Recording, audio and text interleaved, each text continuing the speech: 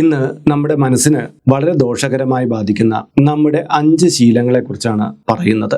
നല്ല ശീലങ്ങൾ നമ്മൾ ജീവിതത്തിൽ പടുത്തുയർത്തുമ്പോൾ നമ്മുടെ ജീവിതം വളരെ ഗുണകരമായി മാറുമെങ്കിലും ദോഷകരമായിട്ടുള്ള ശീലങ്ങളെ പിന്തുടരുകയാണെങ്കിൽ ആദ്യകാലത്ത് ചില നേട്ടങ്ങൾ ഉണ്ടായിട്ട് പിന്നീട് അധപതനത്തിന്റെ വഴിയിലേക്കായിരിക്കും നമ്മൾ ചെന്നുപെടുക. മനസ്സിനെ നേരിട്ട് ബാധിക്കാത്ത ചില ശീലങ്ങളുണ്ട്.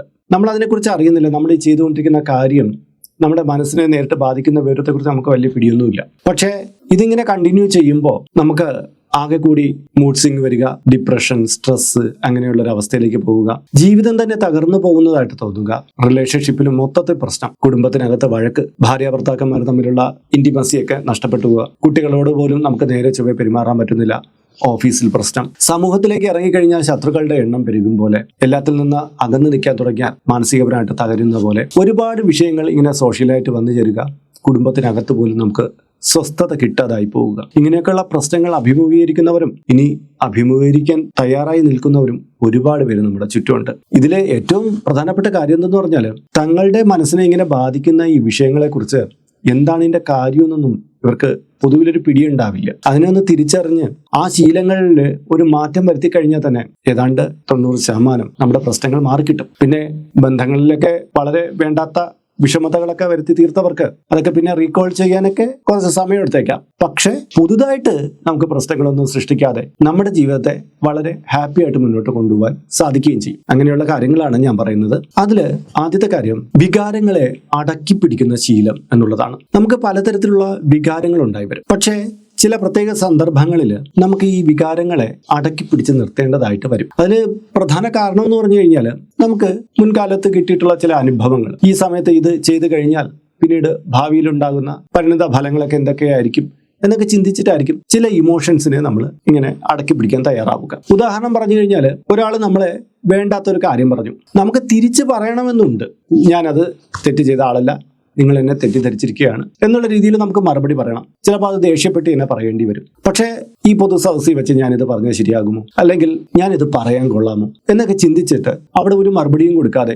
തന്റെ ഭാഗം ന്യായീകരിക്കാൻ കഴിയാതെ ഒരാൾ വീട്ടിൽ മടങ്ങി വന്നു എന്ന് കരുതുക. പക്ഷെ അയാൾക്ക് സ്വസ്ഥമായിട്ട് പിന്നെ ഇരിക്കാൻ പറ്റില്ല. എത്ര പേരുടെ മുന്നിൽ വെച്ചാണ് ഞാൻ അപമാനിക്കപ്പെട്ടത്, ഞാൻ അന്നേരം അത് പറഞ്ഞിരുന്നെങ്കിൽ, ഞാൻ പ്രതികരിച്ചിരുന്നെങ്കിൽ കൊള്ളാമായിരുന്നു എന്നിങ്ങനെയൊക്കെ പല തോന്നലുകൾ ഉണ്ടാവും. ഇതൊരു ഉദാഹരണം പറഞ്ഞതാണ്. ഇങ്ങനെ പല അവസരങ്ങളുണ്ട്. നമ്മുടെ ചില ഇമോഷൻസ് നമുക്ക് ഇങ്ങനെ കെട്ടി നിർത്തേണ്ടതായി വരും. എന്നാൽ നമ്മൾ പുറപ്പെടുവിക്കുന്ന ഇമോഷൻസ്, ചില കാര്യങ്ങൾ മറ്റുള്ളവർക്ക് ഹാനികരമാകുന്ന ഒരവസ്ഥ ഉണ്ടെങ്കിൽ നമ്മൾ അതിനെ തടയിടുകയും വേണം. കാര്യം എന്ന് പറഞ്ഞാൽ അത് അവിടെ ഒരു പ്രശ്നം ഉണ്ടാകാൻ സാധ്യതയുള്ള ഒരു വിഷയമാണ്. എൻ്റെ ഇമോഷൻ ആണെന്ന് പറഞ്ഞ് നമുക്ക് എല്ലാം തുറന്നുവിടാൻ പറ്റില്ല. പക്ഷേ ചില കാര്യങ്ങൾ നമ്മൾ പറയേണ്ടടുത്ത് ചിലപ്പോൾ അപ്പോൾ പറഞ്ഞില്ലെങ്കിൽ പോലും ഒരു ഫോൺ വിളിച്ചിട്ട് നമുക്ക് സംസാരിക്കാം. താങ്കൾ പറഞ്ഞ തെറ്റായിരുന്നു, പക്ഷേ മറ്റുള്ളവരുടെ മുന്നിൽ വെച്ചിട്ട് സീൻ സൃഷ്ടിക്കേണ്ട എന്ന് കരുതിയിട്ടാണ് ഞാൻ താങ്കളുടെ മുന്നിൽ അത് പറയാതിരുന്നത് എന്നൊക്കെയുള്ള രീതിയിൽ നമ്മുടെ അനുഭവത്തെ കുറച്ചുകൊണ്ട് വരുന്ന തരത്തിലേക്ക് നമുക്ക് സംസാരിക്കാൻ പറ്റും. ഇല്ലെങ്കിൽ ദേഷ്യപ്പെടുകയാണ് നിങ്ങളുടെ ശീലമെങ്കിൽ അവിടെ ഒരു ദേഷ്യത്തിന്റെ ആവശ്യകത ഉണ്ടെന്ന് നിങ്ങൾക്ക് പൂർണ്ണ ഉറപ്പുണ്ടെങ്കിൽ അത് ആ രീതിയിൽ അതിൻ്റെ ഒരു കഠിനമായ തരത്തിൽ ആവാത്ത തരത്തിലെങ്കിലും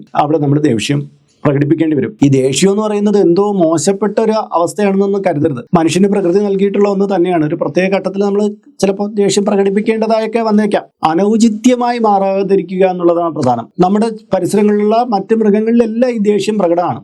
അതുപോലെ നമ്മളിലും ഈ ദേഷ്യമുണ്ട്. ഞാൻ ദേഷ്യത്തിന്റെ കാര്യം മാത്രമല്ല പറയുന്നത്, ഏതൊരു ഇമോഷൻ ആയാലും ശരി, തെറ്റായ രീതിയിൽ നമ്മൾ ഇങ്ങനെ അടക്കി പിടിച്ചു നിന്ന് കഴിഞ്ഞാൽ അത് പുറത്തേക്ക് പോകാതെ അത് ഡാം പോലെ പെരുകി നിന്ന് നമ്മളെ നശിപ്പിച്ചുകൊണ്ടിരിക്കും. നമ്മുടെ മനസ്സിനൊരു സ്വസ്ഥത തരില്ല. നമുക്ക് സകലതിനോടും ഇറിറ്റേഷൻ തോന്നി തുടങ്ങും. അപ്പോൾ ഒന്നുകിൽ നമ്മൾ ആ ചിന്തയിൽ നിന്ന് മാറി നടക്കാൻ വേണ്ടിയിട്ടുള്ള ഒരു മെഡിറ്റേഷൻ പദ്ധതിയോ അല്ലെങ്കിൽ നിങ്ങൾ ആർജിച്ച മറ്റൊരു മാർഗമോ കണ്ടെത്തേണ്ടി വരും. ഇതില്ലെങ്കിൽ ഇതിന്റെ മേലെ നിങ്ങൾ പുകഞ്ഞുകൊണ്ടിരിക്കുകയാണെങ്കിൽ തീർച്ചയായിട്ടും അത് സോൾവ് ചെയ്യേണ്ടടുത്ത് ആ ഇമോഷനെ വെച്ച് എങ്ങനെയാണ് നിങ്ങൾക്ക് അത് സോൾവ് ചെയ്യാൻ പറ്റുന്ന ആ രീതിയിൽ സോൾവ് ചെയ്തെടുത്താലേ പറ്റുള്ളൂ. ഇത് നമ്മൾ കൃത്യമായി മനസ്സിലാക്കേണ്ട കാര്യമാണ്. രണ്ടാമത്തെ കാര്യം, ഞാൻ എല്ലാം പെർഫെക്റ്റ് ആയിട്ടേ ചെയ്യൂ എന്നുള്ള നമ്മുടെ ചിന്താഗതിയാണ്. പെർഫെക്ഷനലിസം എന്ന് നമ്മൾ പറയില്ലേ, എല്ലാം പെർഫെക്റ്റ് ആയിട്ടേ നമ്മൾ ചെയ്യുള്ളൂ എന്നുള്ളത്. എല്ലാം തികഞ്ഞിട്ട് ചെയ്യാമെന്ന് വിചാരിച്ച് നിന്ന് കഴിഞ്ഞാൽ പലയിടത്തും കാര്യങ്ങൾ അങ്ങോട്ട് നടന്നുകൂടില്ല. എൻ്റെ ഒരു സുഹൃത്തിൻ്റെ മകളുണ്ട്, നല്ലതുപോലെ പാടും. ആ പെൺകുട്ടിക്ക് ഒരു ട്യൂഷൻ ക്ലാസ് ഒക്കെ സംഘടിപ്പിക്കണമെന്നുണ്ട്, കുറച്ച് കുട്ടികളെ വിളിച്ചു വരുത്തി പാട്ടൊക്കെ പഠിപ്പിക്കണമെന്നുണ്ട്. അപ്പോൾ അവളുടെ കഴിവ് കണ്ടിട്ട് ഞാൻ പലവട്ടവും പറഞ്ഞിട്ടുണ്ട്, നീ ചെയ്തോളൂ, ഓൺലൈനായിട്ടും ഓഫ്ലൈനായിട്ടും നിനക്ക് ധാരാളം ശിഷ്യരെ കിട്ടും, നിന്റെ കഴിവ് അത്രത്തോളം ഉണ്ട്. പക്ഷെ ഈ കുട്ടിക്ക് തനിക്ക് ഇനിയും എന്തൊക്കെയോ ചില കാര്യങ്ങൾ അറിഞ്ഞുകൂടാ. ഇതെല്ലാം പൂർത്തീകരിച്ചിട്ട് ഞാൻ തുടങ്ങാം എന്നാണ് ഈ പെൺകുട്ടി പറഞ്ഞുകൊണ്ടിരിക്കുന്നത്. കഴിഞ്ഞ 3 വർഷമായിട്ട് ഈ കുട്ടി അതിന് വേണ്ടിയിട്ട് നന്നായിട്ട് പഠിക്കുന്നുണ്ട്. പക്ഷെ ഇതുവരെയ്ക്കും അവൾ ഒരിടത്തും എത്തിയില്ല. മടി പിടിച്ച് നിൽക്കുകയാണ് ഇവിടെ. നിങ്ങളിൽ പലർക്കും ഈ ഒരു പ്രശ്നമുണ്ട്. ഒരു കാര്യം തുടങ്ങാനായിട്ട് അങ്ങോട്ട് മടി പിടിച്ചിരിക്കും. ഞാൻ അതിലെന്തൊക്കെയോ കുറവുള്ള ഒരാളാണ്, ഇപ്പം വേണ്ട, കുറച്ചുകൂടി ഞാനായിട്ട് അത് ചെയ്തേക്കാം എന്നുള്ള രീതിയിൽ കാര്യങ്ങളെ മാറ്റി മാറ്റി വെച്ചുകൊണ്ടുപോകും. ഇത് ഒരിക്കലും ചെയ്യുകയില്ല. നമ്മൾ മനസ്സിലാക്കേണ്ടത് എല്ലാ കാര്യത്തിലും എല്ലാം തികഞ്ഞിട്ട് നമുക്ക് എന്തെങ്കിലും ചെയ്യാമെന്ന് കരുതിയിരുന്നു കഴിഞ്ഞാൽ നമ്മുടെ ഈ ചെറിയ ജീവിതത്തിൽ ചിലപ്പോൾ അത് നടപ്പിൽ വന്നു എന്ന് വരില്ല. നമുക്ക് ഒരുവിധം അതിനെക്കുറിച്ചൊരു ഗ്രാഹ്യമുണ്ടെങ്കിൽ നമുക്ക് ഇനി മുന്നോട്ട് അതിനെ കൂടുതൽ വികസിപ്പിക്കാൻ കഴിയുമെന്ന് നമുക്ക് ആത്മവിശ്വാസം ഉണ്ടെങ്കിൽ തീർച്ചയായിട്ടും നമ്മളത് തുടങ്ങി മുന്നോട്ട് പോകണം. യേശുദാസ് അദ്ദേഹത്തിന്റെ 20ാമത്തെ വയസ്സിൽ അദ്ദേഹം ആർജിച്ച അറിവായിരിക്കില്ല, അദ്ദേഹം അന്ന് പാടി തുടങ്ങിയപ്പോഴുണ്ടായിരുന്ന അറിവായിരിക്കില്ല അദ്ദേഹത്തിന്റെ ഈ കാലയളവ്. അത് സ്വാഭാവികമല്ലേ, എല്ലാ വ്യക്തികളും അങ്ങനെയല്ലേ. ഈ പെർഫെക്റ്റ് ആയതിനു ശേഷം മാത്രം നമുക്ക് എന്തെങ്കിലും ചെയ്യാമെന്നുള്ള ചിന്തയിലിരിക്കുന്നവര് എപ്പോഴും മാനസികപരമായിട്ടുള്ള സമ്മർദ്ദത്തിൽ ആയിക്കൊണ്ടിരിക്കുന്നതായിട്ടാണ് കണ്ടിട്ടുള്ളത്. ഇവിടെ എല്ലാവർക്കും തോന്നും ഇത് എങ്ങനെ ഡയറക്റ്റായിട്ട് മനസ്സിനെ ബാധിക്കും എന്നുള്ളതാണ്. ആത്മവിശ്വാസമില്ലായ്മയാണ് ഇതിന്റെ പ്രധാന കാര്യം. ഇവർക്കൊന്നും ചെയ്യാനും പറ്റില്ല, ഇതിന്റെ സമ്മർദ്ദം ഇവരുടെ ഉള്ളിൽ ഉണ്ടായിരിക്കുകയും ചെയ്യും. അവസാനം നിരാശയിലേക്ക് ഇവർ കൂപ്പുകുത്തിപ്പോകും. അതുകൊണ്ട് നമുക്ക് എന്തെങ്കിലും ചെയ്യാൻ ആഗ്രഹം ഉണ്ടെങ്കിൽ അത് അപ്പോഴേ തന്നെ അങ്ങോട്ട് സ്റ്റാർട്ട് ചെയ്യുകയാണ് പ്രധാനം. 3ാമത്തെ കാര്യം, റിലേഷൻഷിപ്പുകളിൽ അതിർവരമ്പുകൾ ആവശ്യം എന്നുള്ളതാണ്. ഇന്ന് നമുക്ക് പല വിധത്തിൽ വ്യക്തികളുമായിട്ട് റിലേഷൻഷിപ്പ് വയ്ക്കാൻ പറ്റും. നല്ലതായിട്ടുള്ള റിലേഷൻഷിപ്പിൽ തുടങ്ങിയിട്ട് അത് ഏറ്റവും മോശപ്പെട്ട ഒരു അവസ്ഥയിലേക്കൊക്കെ പോകുന്നത് നമുക്ക് ചുറ്റുപാടുകളിൽ കാണാൻ പറ്റും. എപ്പോഴും നമ്മൾ റിലേഷൻഷിപ്പിൽ ഒരു അതിർവരമ്പ് വച്ചില്ലെങ്കിൽ തൽക്കാലമായിട്ടുള്ള ചില ചോദനകളുടെ പിന്നാലെ പാഞ്ഞിട്ട് നമ്മൾ ഒരു അബദ്ധത്തിൽ ചെന്ന് ചാടുകയായിരിക്കും. അതോടുകൂടി നമ്മുടെ കുടുംബം നഷ്ടപ്പെടും, നമ്മുടെ സുഹൃത്തുക്കൾ നഷ്ടപ്പെടും, നമ്മുടെ ജീവിതത്തിന്റെ നല്ല ഭാഗങ്ങൾ തന്നെ ഇതുമൂലം നഷ്ടപ്പെടും. പലപ്പോഴും തെറ്റായ ചില റിലേഷൻഷിപ്പിലൊക്കെ ചെന്ന് ചാടിയിട്ട് അവിടെ നിന്ന് 1-2 വട്ടമൊക്കെ രക്ഷപ്പെട്ട് വന്നിട്ടുള്ളവർക്ക് ഇത്തരം ചില ആസ്വാദനങ്ങൾ കൂടുതൽ ഇഷ്ടമായിരിക്കും. നിങ്ങൾ മനസ്സിലാക്കേണ്ടത് എല്ലായിടത്തും എല്ലായ്പ്പോഴും എല്ലാവരും വിജയിക്കണമെന്നൊന്നും നിർബന്ധമില്ല. തെറ്റായ ചില പ്രവണതകളുടെ പിന്നാലെ പോയിട്ട് നാട്ടിലും വീട്ടിലും എല്ലാം മാനക്കേടുണ്ടായി ജീവിതമേ അസ്തമിച്ചു പോയവരുടെ എണ്ണമാണ് ഇവിടെ ഏറ്റവും കൂടുതലുള്ളത്. അപ്പൊ അത് മനസ്സിലാക്കി വെക്കേണ്ട കാര്യമാണ്. ഇത് നമ്മുടെ മനസ്സിനെ എത്രമാത്രം ബാധിക്കുന്ന കാര്യമായിരിക്കും എന്നറിയാമോ? ആദ്യകാലത്ത് ഇച്ചിരി തുടങ്ങി വെച്ചു, പിന്നീട് നമ്മൾ വിചാരിക്കും ഇത് മോശപ്പെട്ട വഴിയിലേക്കാണ് പൊയ്ക്കൊണ്ടിരിക്കുന്നത്, ഇനി ഇത് സ്റ്റോപ്പ് ചെയ്യണം. നമ്മൾ സ്റ്റോപ്പ് ചെയ്യണമെന്ന് വിചാരിക്കുമ്പോൾ മറ്റേ ആൾ സ്റ്റോപ്പ് ചെയ്യാൻ തയ്യാറാവണ്ടേ?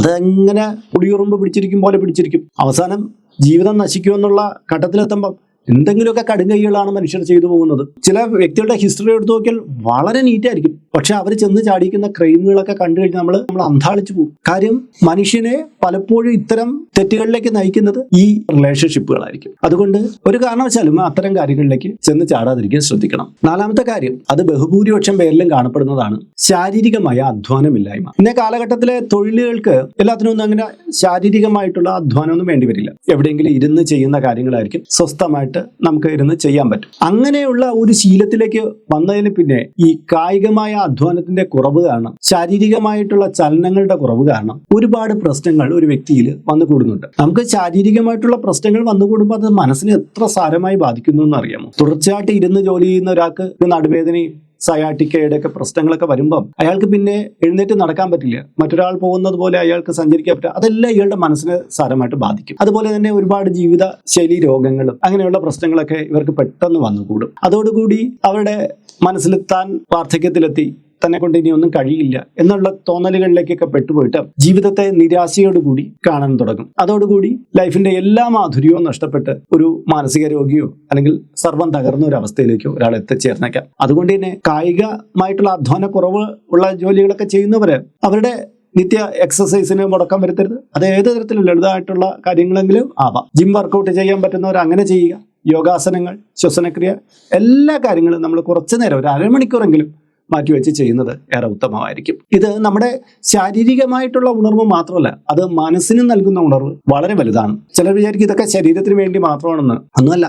നമ്മൾ ഈ ചെയ്യുന്ന എക്സസൈസും മറ്റുള്ള കാര്യങ്ങൾ നമുക്ക് രോഗം വരാതിരിക്കുന്ന ഒരു അവസ്ഥ ഉണ്ടെങ്കിൽ പോലും അത് മനസ്സിന് എന്തുമാത്രം ഉണർവാണ് നൽകുന്നതെന്ന് അറിയാമോ? അപ്പൊ അതിനും നമ്മളൊരു സമയം കണ്ടെത്തുക എന്നുള്ളത് പ്രധാനമാണ്. 5ാമത്തെ കാര്യം പരമപ്രധാനമായ കാര്യമാണ്, എല്ലാവർക്കും അറിയാവുന്ന കാര്യമാണ്. അതായത് നമ്മുടെ മൊബൈൽ ഫോണിൽ ഇപ്പോൾ നമ്മൾ ഷോർട്ട് വീഡിയോകൾക്ക് ഇൻസ്റ്റാഗ്രാമിലായാലും ശരി, ഷോർട്സിലായാലും ശരി, അങ്ങനെയുള്ള ഏതെങ്കിലും പ്ലാറ്റ്ഫോം ഇനി മുന്നിലേക്ക് വരുന്നതായാലും ശരി, ഇതിലിങ്ങനെ നമ്മൾ സ്ക്രോൾ ചെയ്തുകൊണ്ടിരിക്കുകയാണ്. ഓരോ വീഡിയോകളും കണ്ട് ഇങ്ങനെ മറിച്ചുകൊണ്ടിരിക്കുകയാണ്. ഓരോ മിനിറ്റിലും അല്ലെങ്കിൽ 30 സെക്കൻഡിലും ഓരോ വീഡിയോകൾ നമ്മളിങ്ങനെ കണ്ടുകൊണ്ടിരിക്കുമ്പോൾ ഒരു വീഡിയോ തന്ന ഒരു കാര്യമായിരിക്കില്ല അടുത്ത വീഡിയോ തരുന്നത്. ഒന്ന് സാഡ് ആയിട്ടുള്ള വീഡിയോ ആയിരിക്കും, അടുത്തതെന്ന് പറയുന്നത് ചിരിപ്പിക്കുന്ന ഒന്നായിരിക്കും, അടുത്തൊന്ന് കാണുന്നത് എന്തെങ്കിലും ഭീകരമായ തകർച്ചയുടെ ആയിരിക്കും. ഇങ്ങനെ നമ്മുടെ വികാരങ്ങൾ ഇങ്ങനെ ഓരോ മിനിറ്റിലും ഇങ്ങനെ മാറി മറിഞ്ഞ് ഇങ്ങനെ കുഴഞ്ഞുകൊണ്ടിരിക്കുകയാണ്. ചിലത് ഡോപ്പമിൻ സെക്രിയേഷൻ ആകുമ്പോൾ ചിലത് ടെൻഷൻ ഉണ്ടാക്കുന്ന കാര്യമായിരിക്കും. ഇതിൻ്റെയൊക്കെ അൽഗോരിതം വർക്ക് ചെയ്യുന്ന ഒരേപോലത്തെ വീഡിയോകളാണ് നമുക്ക് തരാൻ ശ്രമിച്ചുകൊണ്ടിരിക്കുകയാണെങ്കിലും ഇടയ്ക്കിടയ്ക്ക് അത് മാറി മാറി പരീക്ഷിക്കാറുണ്ട്. അതോടുകൂടി നമ്മുടെ മനസ്സിന്റെ താളം അങ്ങോട്ട് മാറും. മാത്രമല്ല ഇതിലെല്ലാം തന്നെ നമുക്ക് ഉണർവ് നൽകുന്ന ഡോപ്പമൈൻ എന്ന് പറഞ്ഞ ഹോർമോണിന്റെ സെക്രേഷന് വേണ്ടുന്ന കാര്യമാണ് ഉണ്ടായിരിക്കുക. ഇതിലേക്ക് സ്ക്രോളിംഗ് തുടങ്ങുന്ന ഒരാൾക്ക് ഇത് കുറച്ചു നേരം മാറ്റി വെച്ചിട്ട് ഇരിക്കാൻ പറ്റില്ല. എന്തെങ്കിലും ഒരു കാര്യത്തിന് വേണ്ടി വീണ്ടും എടുക്കും, വീണ്ടും മണിക്കൂറുകൾ ഇതിന്മേൽ ചെലവഴിക്കും. അങ്ങനെയാണ് ഒരുപാട് പേര് ഇതിന്റെ ഒരു അഡിക്ഷനിലേക്ക് ചെന്നപ്പെടുക. അഡിക്ഷനിലേക്ക് ചെന്ന് വിട്ട് കഴിഞ്ഞാൽ കുടുംബത്തിനകത്ത് വന്ന് കയറിയാൽ പോലും മറ്റുള്ളവരടുത്ത് സംസാരിക്കാൻ പറ്റില്ല. ഫുള്ള് ഇതിൽ തന്നെ ആയിരിക്കും. എന്തെങ്കിലും കാര്യം പറയുന്നതിനിടയ്ക്ക് പോലും ഇങ്ങനെ ഞോണ്ടിയിരിക്കുന്ന ആൾക്കാരെ കാണാം. അതായത് അവർ ഫുള്ള് ഈ വെബിന്റെ ലോകത്തിലേക്ക് പെട്ടുപോയി. അതോടുകൂടി ചുറ്റുപാടുകളെ വിസ്മരിച്ചിട്ടുള്ള ഒരു ജീവിതമായിരിക്കും. പതിയെ പതിയെ ഇവരുടെ നിരാശകൾ വന്നുകൂടും. ഇത് കമ്പാരിസൺ വന്നുകൂടും. ചില വീഡിയോകളൊക്കെ കാണുമ്പോൾ ഇവരൊക്കെ എന്ത് നന്നായിട്ട് ജീവിക്കുകയാണ്, എനിക്കിതൊന്നും ചെയ്യാൻ പറ്റുന്നില്ലല്ലോ എന്നൊക്കെയുള്ള ഒരു തോന്നലൊക്കെ ഇവർക്ക് ഉടലെടുക്കാൻ സാധ്യതയുണ്ട്. ശരിക്കും പറഞ്ഞാൽ ഇവർ നിലനിൽക്കുന്ന ഈ ഭൂമി വിട്ട് അവർ ജീവിക്കുന്നത് ഏതോ പാരലൽ വേൾഡിലെ പോലെ ആയി മാറുന്നുണ്ട് ഈ സ്ക്രോളിങ്ങിലൂടെ. ജീവിതത്തിന്റെ കുറേ സമയം, അത് രാവിലെ എഴുന്നേറ്റിടം മുതൽ കിടക്കുന്നിടം വരെ ഇവർ ഏതാണ്ട് കുറേ മണിക്കൂറുകൾ ഇതിനു വേണ്ടി മാറ്റിവെക്കും. ഇത് ശാരീരികമായ പ്രശ്നങ്ങൾ ഉണ്ടാക്കുന്നുണ്ട്, മാനസികപരമായിട്ടുള്ള പ്രശ്നമുണ്ട്. ഒരല്പനേരം മൊബൈൽ മേടിച്ച് വച്ചതിന്റെ പേരിൽ ഒരു പെൺകുട്ടി 10ലോ 11ലോ പഠിക്കുന്ന ഒരു കുട്ടി അത് കാണിച്ചു കൂട്ടുന്ന അക്രമമൊക്കെ നമ്മൾ കണ്ടിട്ടുണ്ട്. മൊബൈൽ ഫോൺ നോക്കണ്ട എന്ന് പറഞ്ഞതിന്റെ പേരിൽ ആത്മഹത്യ ചെയ്ത ആൾക്കാരെ കുറിച്ച് നമുക്കറിയാം. കൊച്ചുകുട്ടികളാണ്. ഇവർ എത്രമാത്രം ഇതിൽ അഡിക്റ്റായി എന്ന് നമ്മൾ പറയുമ്പോഴും ഞാൻ 10 മിനിറ്റല്ലേ നോക്കുന്നുള്ളൂ, അല്ലെങ്കിൽ ഞാൻ 1 മണിക്കൂറല്ലേ നോക്കുന്നുള്ളൂ എന്ന് ചിന്തിക്കുന്ന നമ്മളും പതിയെ ഈ അഡിക്ഷനിലേക്കാണ് ചെന്നപ്പെടുന്നതെന്ന് അറിയാം. എന്തായാലും ശരി, ഇങ്ങനെയുള്ള ഒരു പ്രശ്നം നിങ്ങൾക്ക് വന്നു ചേരും ഉറപ്പാണ്. അതുകൊണ്ട് തന്നെ രാവിലെ കുറച്ച് നേരം നിങ്ങൾ മൊബൈൽ ഫോണിലേക്ക് നോക്കുകയേ ചെയ്യരുത്, ഉണർന്നു കഴിഞ്ഞാൽ കുറച്ച് നേരം. അതുപോലെ തന്നെ കിടക്കാൻ നേരത്തും അതിന് 1 മണിക്കൂർ മുമ്പ് നിങ്ങൾ എന്തായാലും മൊബൈൽ ഫോണൊക്കെ മാറ്റി വെച്ചിരിക്കണം. ഇത് രണ്ടും നമ്മുടെ പ്രൊഡക്റ്റീവായിട്ട് നമുക്ക് രാവിലത്തെ സമയത്ത് ഉപയോഗിക്കാൻ പറ്റും. രാത്രി കൃത്യമായ ഉറക്കത്തിന് നേടിയെടുക്കാൻ പറ്റും. കൃത്യമായ ഉറക്കമുണ്ടെങ്കിൽ മാത്രമേ നമ്മുടെ മനസ്സ് സ്വസ്ഥമായിട്ട് നിൽക്കുള്ളൂ. രാത്രി ഒരല്പം കിടക്കയിൽ നിന്ന് എണീറ്റ് പോയി ഏതോ ഒരു കാര്യത്തിന് ഒന്ന് യൂറിൻ പാസ് ചെയ്യാനാണ്, പിന്നെയും മൊബൈൽ നോക്കി കിടന്നിട്ട് വെളുപ്പാൻ കാലത്തൊക്കെ ഉറങ്ങുന്ന എത്രയോ പേരുണ്ടെന്ന് അറിയാമോ? ഇടയ്ക്കിടയ്ക്ക് ഉണർന്നു കഴിഞ്ഞാൽ അപ്പോഴും മൊബൈൽ നോക്കണമെന്നുള്ള വ്യക്തികൾ വരെയുണ്ട്. അപ്പോൾ ഇതൊക്കെ വളരെ ഡേഞ്ചർ ആയിട്ടുള്ള ഒരവസ്ഥയാണ്. ഇത്തരം കെണിയില് ഇപ്പോഴത്തെ ഒരുപാട് പേർ പെട്ടുപോകുന്നുണ്ട്. ഈ കണ്ടുപിടിക്കുന്ന 1-2 പേരൊക്കെ ഇതിൽ പെട്ടിട്ടുള്ള ആൾക്കാരുമായിരിക്കും. സ്വയം തിരിച്ചറിയുക എന്നുള്ളതാണ് ഏറ്റവും പരമമായ കാര്യം. അപ്പോൾ നമ്മുടെ മനസ്സിനെ ബാധിക്കുന്ന 5 ശീലങ്ങളെ കുറിച്ചാണ് ഞാൻ ഈ പറഞ്ഞത്. ഈ ശീലങ്ങളൊക്കെ നമുക്ക് മാറ്റിയെടുക്കാൻ പറ്റുന്നത് നമ്മുടെ ദിനചര്യയിൽ വരുത്തുന്ന മാറ്റം തൊട്ട് അങ്ങോട്ട് എല്ലാം ഉണ്ടാവും. നിങ്ങൾക്ക് സ്വയം ഇത് മാറാൻ പറ്റിയില്ലെങ്കിൽ നിങ്ങൾ നല്ലൊരു ട്രെയിനറുടെ നിർദ്ദേശപ്രകാരം നിങ്ങൾ കൃത്യമായ മാറ്റങ്ങൾ വരുത്തേണ്ടതുണ്ട്. ഇല്ലെങ്കിൽ നമ്മുടെ ചെറിയ ജീവിതം, വിലപ്പെട്ട ജീവിതം അത് നശിച്ചു പോകാൻ കാരണമാകും. അപ്പോൾ ഇന്നത്തെ വീഡിയോ ഇവിടെ പൂർണ്ണമാവുകയാണ്. ഇതുമായി ബന്ധപ്പെട്ട നിങ്ങളുടെ അഭിപ്രായങ്ങൾ, നിർദ്ദേശങ്ങൾ ഇതിന്റെ കീഴെ കമന്റ് ബോക്സിൽ രേഖപ്പെടുത്തുക. വീണ്ടും കാണാം. ബൈ.